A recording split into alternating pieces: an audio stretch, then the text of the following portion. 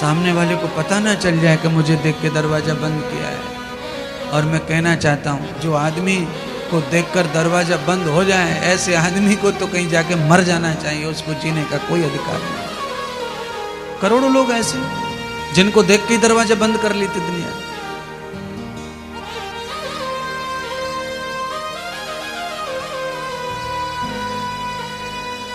जन्म जिनको देखना नहीं चाहता चित्त, ऐसे लोगों को जीने का क्या मतलब है संसार में।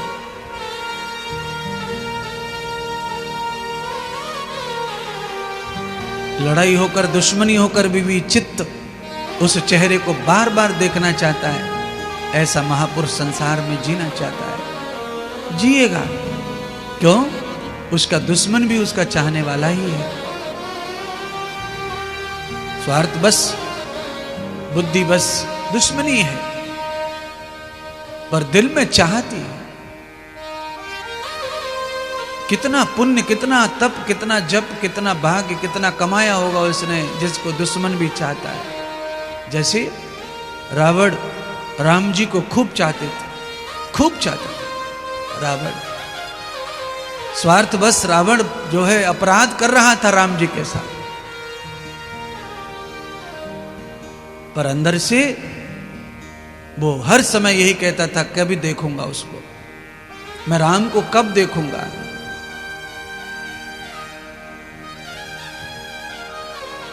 भगवान वेदव्यास जी ने अपने परम शिष्य सूत जी को परम ज्ञान देकर के 18 पुराणों का मनीषी बनाकर, शास्त्र का मनीषी बनाकर, चारों वेदों का मनीषी बनाकर प्रचार के लिए आशीर्वाद देकर भेज दिया। तत्वदर्शी भगवान सूत गंगा के किनारे बैठे, क्या कर रहे हैं? बैठकर रिहर्सल कर रहे हैं ज्ञान का। जो ज्ञान गुरुदेव ने परोस दिया, जो ज्ञान गुरुदेव ने बुद्धि को दिया है, उसका रिहर्सल कब होता है? नित्य आचरण में आएगा वो ज्ञान, तो रिहर्सल होता है उसका। वो ज्ञान कभी भुलाया नहीं जाए, उस ज्ञान को कभी भुला नहीं सकता। उस ज्ञान का मतलब ही है कि आप उसे आचरण में लाइए। भगवान वेदव्यास जी के शिष्य सुखदेव जी भी हैं और सूत जी भी हैं।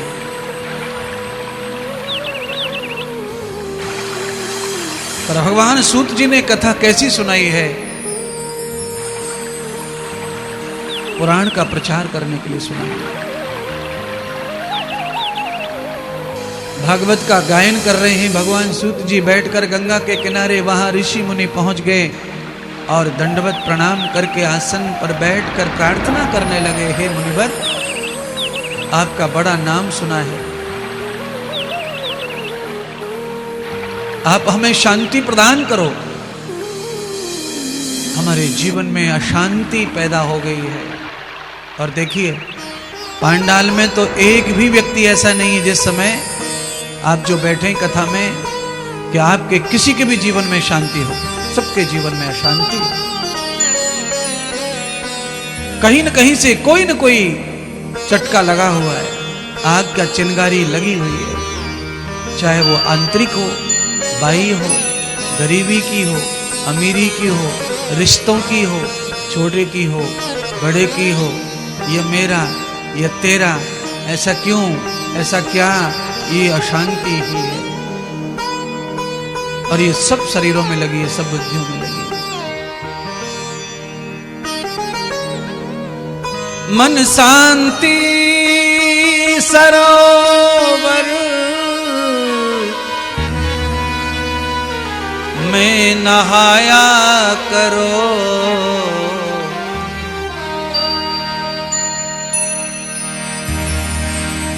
कभी सत्संग में आया जाया करो।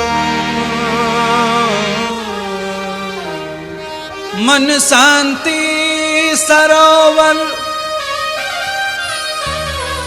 में नहाया करो, कभी सत्संग में भी आया जाया करो।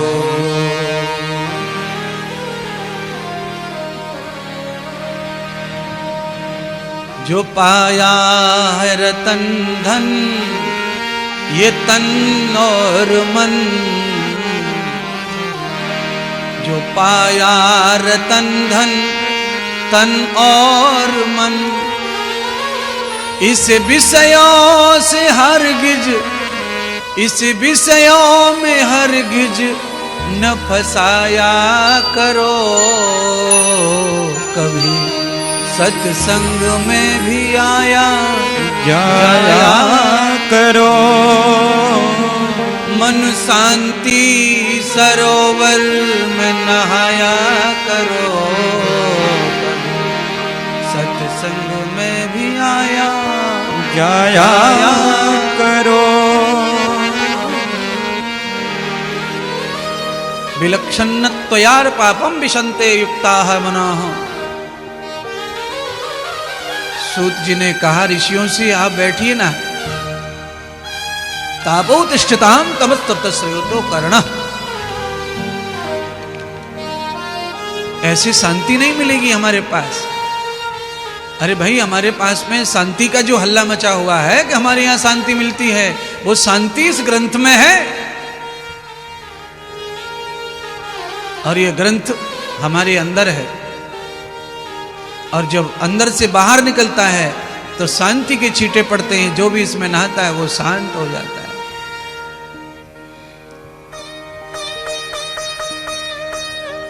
आपने पीला शरबत पिया और उंगली डाल के उल्टियां कर दी, तो आप लिख लो, घर पे जाके प्रयोग कर लेना। शरबत पीला पिया है, उल्टियां भी पीली आएंगी।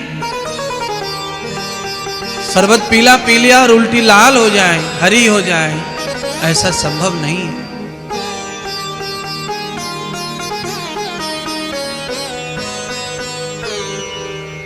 वासौरत्तया चित्तम बृहंतम त्वया वस्थितौ वसितौ रूपश्चयो व्यवहार क्रियाम आत्मनैभव। हमारी आत्मा और मन में, चित्त में जो भाव, जो विषय बस जाता है, वही अंदर से बाहर आता है। आप कितना भी कोशिश कीजिए कि बदल कर बोलें, पर कोशिश करके भी आपके अंदर से वो निकल जाएगा, झलक जाएगा, पर वो छुपेगा नहीं, बाहर आएगा। इसीलिए आज अनुरोध है आप सबसे कि आप अपने अंदर शांति को बसाइए, अच्छाइयों को बसाइए, अच्छे रंग को बसाइए, अच्छा स्वरूप बसाइए। ऐसे रूप, ऐसे स्वरूप मत बसाओ जो आपको अशांत कर दे, परेशान कर दे, आपको थका दे। 88,000 ऋषि बैठ गए सूत जी के आश्रम में गंगा के तट पर। ऐसे वैसे नहीं थे वो श्रोता। उन्होंने हजारों महात्मा संतों से मुलाकात कर रखी थी, अनेक साधु महात्माओं से। और सुनिए, जो ज्यादा महात्मा साधुओं का ज्ञान सत्संग सुनता है, उसे छोटे मोटे महात्मा का फिर अच्छा नहीं लगता सत्संग। ये ऋषियों को छोटे मोटे महात्मा का कुछ पट नहीं रहा, तो इसलिए एकदम नंबर 1 पे जाके टेक दिया खुद को। उस काल में भगवान सूत जी से ज्यादा विद्वान वक्ता कोई नहीं था। साक्षात सरस्वती उनके मुखार बिंद पर खेलती रहती थी। बात यह नहीं है कि आपको कितना ज्ञान है, बात यह है कि आपके मुख से क्या निकल रहा है। बहुत कम ज्ञानी भी बहुत ज्यादा प्रेशर बना देते हैं पब्लिक पर, यानी कि अपना इंप्रेस छोड़ देते हैं, प्रभाव।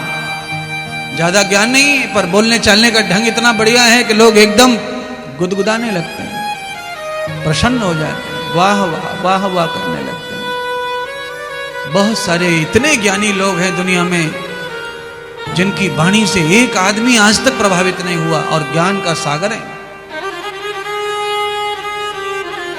क्योंकि ज्ञान के साथ वाणी की चातुर्यता होना आवश्यक है। और वाणी की चतुरता 2 ही प्रकार से आती है। या तो आदमी चालू हो और यह आदमी वास्तविक धार्मिक हो तो फिर दोनों प्रकार है उसके। चालाक आदमी भी चतुर रहता है बोलने चालने में, चालू आदमी भी बहुत चतुर होता है, उसके पास कला होती है बोलने की, बस अंदर खोखला है और चालाकी से सबको पटाता फिरता और अपना काम बनाता फिरता है। और एक आदमी वो है जो धार्मिक है दिल से, उसकी वाणी में भी बहुत अच्छी माधुर्य और पवित्रता मोहिनी होती है। धार्मिक आदमी की वाणी भी मोह लेती है सबका मन। इसीलिए आपसे सबसे प्रार्थना फिर करते हैं कि आप चालाकी से मत मन मोहिए किसी का, आपकी धार्मिकता से मन मोह लो सबका, आपका भी भला और उसका भी भला।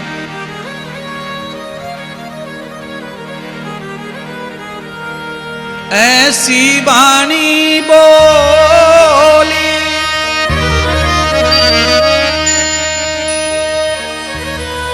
मन का आपा खो,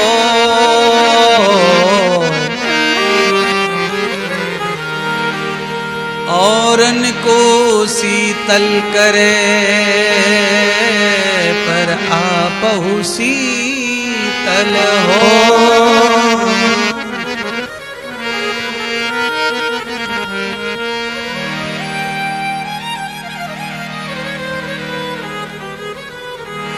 एक और बात सुनाते हैं वाणी की। बच्चा जब छोटा होता है तो एक ही बात को कई बार उसके मुंह से सुनने के लिए उस पर प्रेशर बनाया जाता है?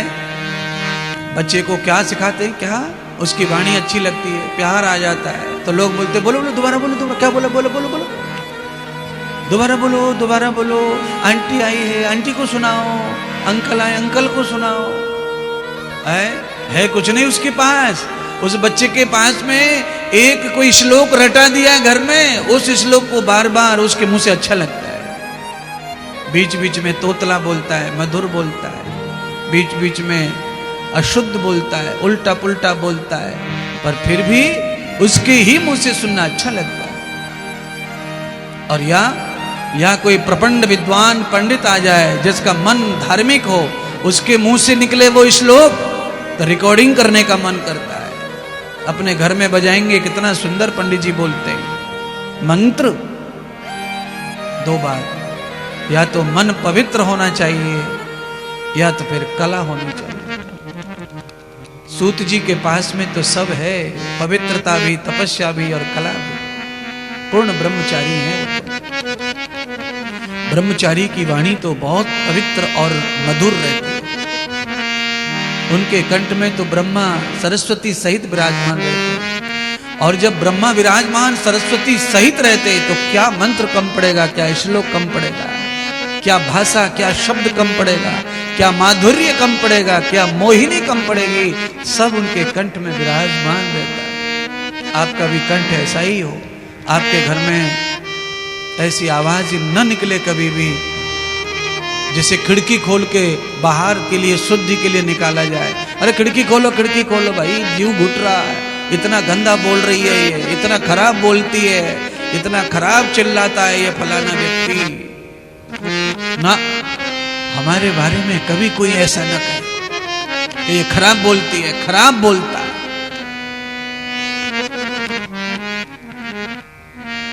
जब भी जीवन में कोई हमारे बारे में बोले तो ये बोले भाई वो कहाँ है,